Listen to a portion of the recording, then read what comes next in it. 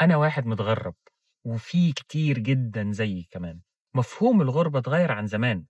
زمان الواحد أو العيلة لمّا كانت بتتغرّب عن بلدها، كانوا بيروحوا علشان يجمّعوا فلوس عشان يرجعوا بعد 5 سنين يعيشوا مرتاحين. ولكن نِفْسي أوصّل رسالة لكل عيلة أهل مغترب عايشين في البلد.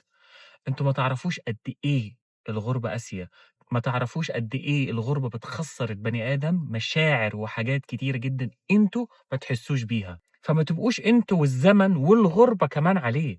يا جماعة الغُربة بتقتل حاجات كتيرة جدًا، على الأقل الصحاب اللي أنا متربّي معاهم وعايشين معايا وفي الحارة وباقعد معاهم على القهوة، هاكون متغرّب عنهم. فما تجوش بعد كل دوّة تطلبوا منّي أحوّل فلوس كل شهر، تحسسوني اللي أنا باعمل بيه فلوس. لأ، أنا مش بانام على طِن فلوس ولا طِن خمسميات ولا عشرينات ولا ألفات. لأ، الغُربة بتعلّم حاجات أنتم ما تعرفوهاش. واحد هييجي كده في النُص ويقول لي: "طَب ليه بتتغرّب؟ بلدك أولى بيك." طَب ما أنا لو لقيتها في بلدي وعرفت أعيشها في بلدي، أنا ليه أتغرّب؟ هو أنا ناقص وجع قلب، ناقص اللي أنا قلبي يتعلّم الجفاء، ناقص اللي أنا أكون لوحدي فترات طويلة جدًا وما حدّش يحس بيّا؟